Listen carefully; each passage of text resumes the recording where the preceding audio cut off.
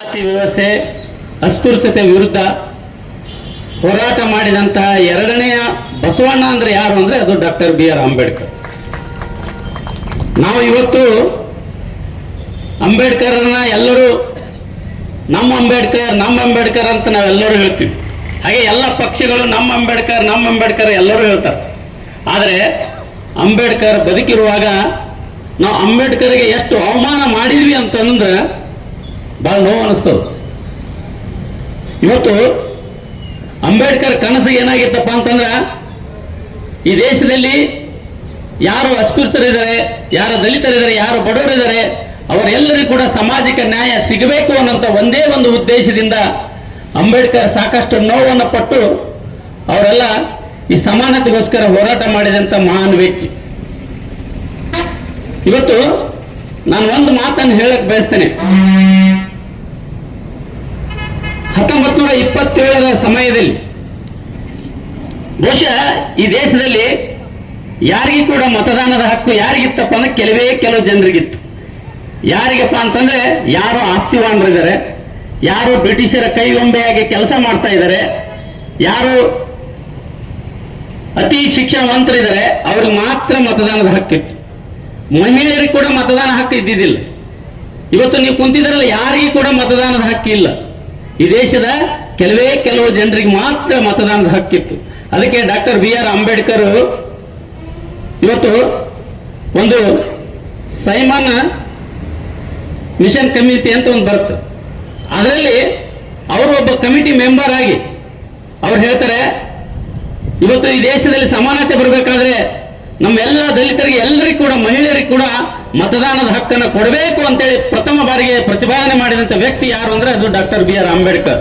ಇವತ್ತು ನಮ್ಗೆಲ್ಲರೂ ಕೂಡ ಮತದಾನ ಹಕ್ಕು ಸಿಕ್ಕಿದೆಯಪ್ಪ ಅಂತಂದ್ರೆ ಅದು ಡಾಕ್ಟರ್ ಬಿ.ಆರ್. ಅಂಬೇಡ್ಕರ್ ಆಶೀರ್ವಾದದಿಂದ. ಇಷ್ಟೇ ಅಲ್ಲ, ಇವತ್ತು ಮೊದಲು ಬ್ರಿಟಿಷರ ಆಡಳಿತದಲ್ಲಿ ನಾವೇನು ಇವತ್ತು ಕಾರ್ಮಿಕ ಇಲಾಖೆಯಲ್ಲಿ ಇವತ್ತು ಅನೇಕ ಕಂಪನಿಗಳಲ್ಲಿ ಏನು ಕೆಲಸ ಮಾಡ್ತಿದ್ದೀರಲ್ಲ, ಅವ್ರಿಗೆ ಎಷ್ಟು ತಾಸು ದುಡಿಬೇಕಾಗಿತ್ತಪ್ಪ ಅಂತಂದ್ರೆ 14 ತಾಸು ದುಡಿಬೇಕಾಗಿತ್ತು.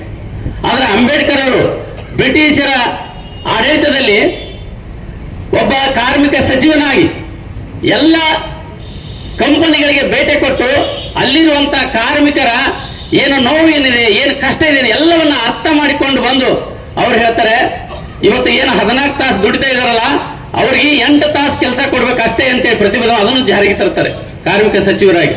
ಅಷ್ಟೇ ಅಲ್ಲ, ಅವರು ಇವತ್ತು ನಾವು ಹೆಣ್ಮಕ್ಳಿಗೆ ಏನು ಹೆರಿಗೆ ಆದಂತ ಸಂದರ್ಭದಲ್ಲಿ ಅವರಿಗೆ ಹೆರಿಗೆ ಭತ್ಯೆಯನ್ನು ಕೊಡಬೇಕು ಅನ್ನುವಂತ ಪ್ರತಿಪಾದನೆ ಮಾಡಿದಂತ ವ್ಯಕ್ತಿ ಯಾರು ಅಂದ್ರೆ ಅದು ಡಾಕ್ಟರ್ ಬಿ.ಆರ್. ಅಂಬೇಡ್ಕರ್. ಇಷ್ಟೇ ಅಲ್ಲ, ಈ ದೇಶಕ್ಕೆ ನೀರಾವರಿ ನೀಲ ನಕ್ಷೆಯನ್ನು ತಯಾರು ಮಾಡಿಕೊಟ್ಟರು ಯಾರು ಅಂದ್ರೆ ಡಾಕ್ಟರ್ ಬಿ.ಆರ್. ಅಂಬೇಡ್ಕರ್. ಇಂಥ ಅಂಬೇಡ್ಕರ್ ಅವರಿಗೆ ನಾವು 1952ರ ಚುನಾವಣೆಯಲ್ಲಿ ಸೋಲಿಸಿದಂತ ಪುಣ್ಯಾತ್ಮರು ನಾವು.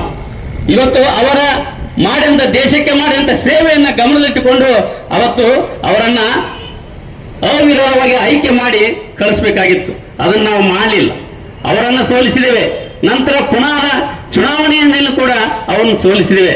ಆದರೆ ಅವರ ಸತ್ತ ಮೇಲೆಯೂ ಕೂಡ ನಾವು ಅವರಿಗೆ ತುಂಡು ಭೂಮಿಯನ್ನು ಕೊಡಲಿಲ್ಲ. ನಾ ಯಾಕೆ ಈ ಮಾತನ್ನು ಹೇಳ್ತೇನೆ, ಕೆಲವು ಜನರಿಗೆ ನೋವು ಅನಿಸ್ಬೋದು.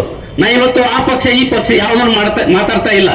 ಯಾರು ಇವತ್ತು ಸಮಾಜಕ್ಕೆ ಅಂಬೇಡ್ಕರ್ಗೆ ಯಾರು ಅನ್ಯಾಯ ಮಾಡಿದ್ದಾರೆ ಅನ್ನೋದನ್ನು ನಾವು ಅರ್ಥ ಮಾಡ್ಕೋಬೇಕಾಗಿದೆ.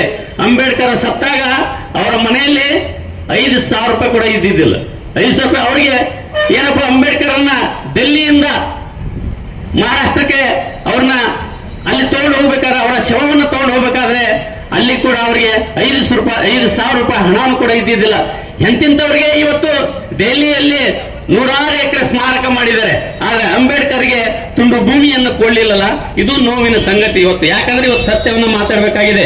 ಅದಕ್ಕೆ ಇವತ್ತು ಅಂಬೇಡ್ಕರ್ ಅವರಿಗೆ ಅಲ್ಲಿ ಕೊಡ್ಲಿಲ್ಲ, ಭೂಮಿನ ಕೊಡ್ಲಿಲ್ಲ. ಅವರ ಹೆಣವನ್ನ, ಅವರ ಸತ್ತ ಶವವನ್ನ ತೆಗೆದುಕೊಂಡೋಕೆ ಒಂದು ಏರೋಪ್ಲೇನ್ ವ್ಯವಸ್ಥೆಯನ್ನು ಕೂಡ ಮಾಡಲಿಲ್ಲ. ಅವರ ಅಭಿಮಾನಿಗಳಿಗೆ ಮಾರ್ಕೊಂಡು ಹೋಗಿ ನಂತರ ಅವರನ್ನ ಇಲ್ಲಿ ಬಾಂಬೆಯ ಒಂದು ಏನಪ್ಪ ಸಮುದ್ರದ ದಂಡೆಯಲ್ಲಿ ಅವರನ್ನ ಅಂತ್ಯ ಸಂಸ್ಕಾರ ಮಾಡ್ತಾರೆ.